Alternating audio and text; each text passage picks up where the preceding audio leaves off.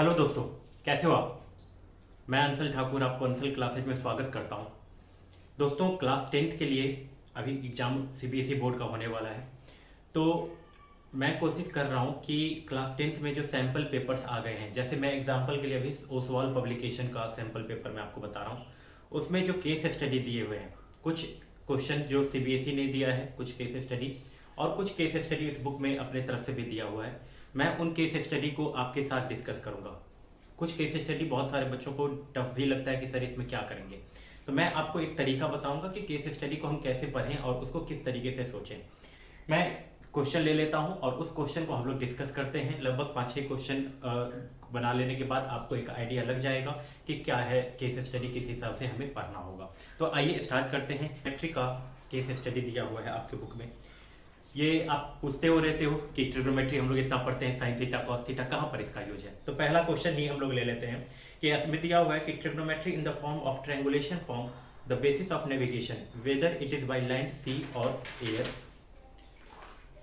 GPS और radio navigation system helps us to locate our position on earth with the help of satellites. मतलब ये simple सा कहना चाहता है कि ट्रिग्नोमेट्री का यूज हम लोग किस समय करते हैं, तो नेविगेशन करने में, कि कोई चीज़ का पोजीशन बताने में हम लोग ट्रिग्नोमेट्री का यूज करते हैं। चाहे आजकल आप जीपीएस यूज करते हो किसी भी चीज़ का पोजीशन बताने के लिए, तो उन सब में हम लोग ट्रिग्नोमेट्री का यूज करते हैं। एक सिंपल सा क्वेश्चन दे रहा है कि a guard stationed at the top of a 240 metre tower observed an unidentified boat coming towards it.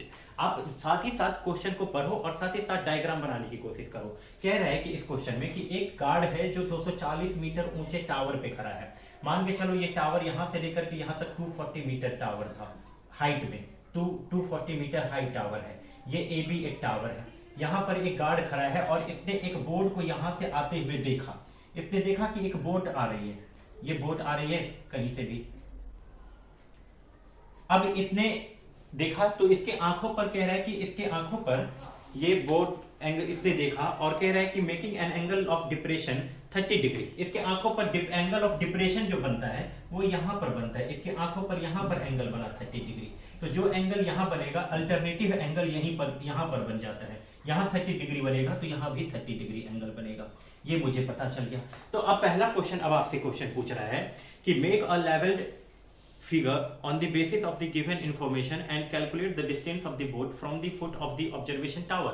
मतलब ये जो बोट आ रही है ना ऑब्जर्वेशन टावर, यहां से ये बोट कितनी मीटर दूर है। तो मैं अगर ये मान के चलो ये पॉइंट है सी, तो मुझे एक्चुअल में निकालना है एसी क्या है इस बोट के फुट से, सॉरी इस टावर के फुट से ये बोट कितनी दूर है। तो ये एक्चुअल में मुझे एसी फाइंड करनी है। आप मुझे बताओ, आपको ये एंगल थीटा दिया हुआ है।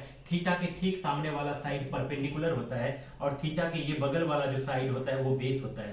तो ये P दिया है, मुझे B निकालना है। तो P और B में रिलेशन कौन बताता है, आप कहोगे tan थीटा। मतलब एक्चुअल में मुझे यहाँ पर क्या निकालना है, tan 30 हो जाएगा आपको ये P अपॉन में B, मतलब 240 यानी AB अपॉन में AC।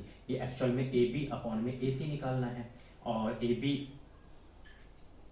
AB अपॉन में AC, और AB की वैल्यू दी हुई है 240 मीटर। AC की वैल्यू नहीं पता तो AC को आप एज 80 छोड़ लो। tan 30 का वैल्यू होता है 1 अपॉन में √3। इसका मतलब 240 अपॉन में AC। तो यहां से हमें पता चल जाएगा कि AC जो हुआ वो हो जाएगा 240 √3। तो ये मुझे पता चल गया कि ये बोट 240 √3 मीटर दूर है। चाहो तो आप यहाँ पर √3 का वैल्यू पुट कर सकते हो, नहीं तो नहीं भी पुट कर सकते हो। इसका नेक्स्ट क्वेश्चन सब पार्ट जो दिया हुआ है, आफ्टर 10 मिनट, 10 मिनट के बाद ये देखता है, यही गार्ड यहाँ पर जो खड़ा है, ये गार्ड यहाँ से देखता है कि भाई ये जो बोट आ रही थी ना, boat was approaching the tower and the distance from the tower is reduced by 240 √3 - 1 metre. अब कह रहा है कि ये जो बोट यहाँ पर नहीं रुकी, ये बोट इसकी तरफ आने लगी। ये बोट यहीं पर नहीं रुकी, ये टावर की तरफ बढ़ने लगी। तो अब इस गार्ड को लगा कुछ होने वाला है कि भाई ये यहीं पर नहीं रुकी, ये इधर की ओर कैसे आने लगी। तो देखा कि अब जो बोट है ना, मान के चलिए ये बोट अब यहां से यहां तक आ गई, ये बोट यहां से यहां तक आ गई।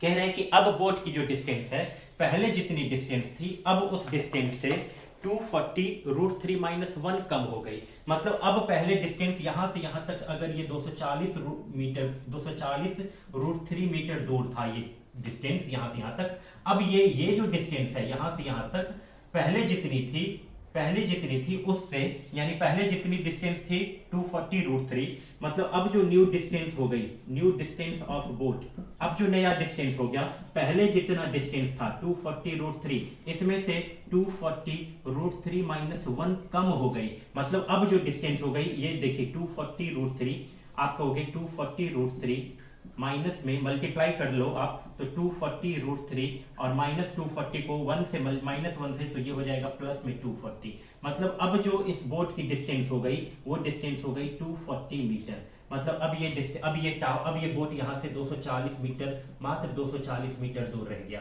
अब ये पॉइंट डी पर आ गया।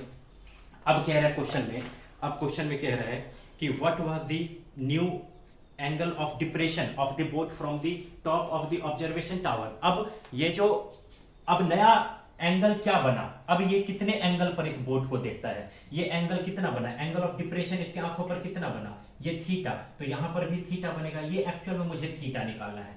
तो अब आप मुझे बताओ ये थीटा निकालने के लिए क्या दिया हुआ है, मुझे इस ट्रायंगल में BDA में ABD में ये P पता है और B पता है, P और B का रिलेशन क्या होता है, P और B का रिलेशन होता है tan थीटा, मतलब अगर मैं in triangle ABD tan theta का अगर यूज कर लूं, tan थीटा, तो ये हो जाएगा AB अपॉन में AD, और AB की वैल्यू कितनी दी हुई है, AB की वैल्यू दी हुई है 240, और AD की वैल्यू कितनी मिल गई आपको, तो AD की वैल्यू भी मिल गई 240, तो आप मुझे बताओ ये तो कट के 1 हो गया, और tan कितने का वैल्यू 1 होता है, आप कहोगे सर tan 45 की वैल्यू होती है 1, तो इसका मतलब मुझे पता चल गया ये 1 के बदले में tan 45 लिख सकता हूं, मतलब ठीक tan से tan कैंसिल हो गया, तो अब मैं ये कह सकता हूं कि थीटा इज इक्वल टू कितना 45 डिग्री, मतलब अब जो उसके आंखों पर नया एंगल जो बन रहा है वो 45 डिग्री बन रहा है।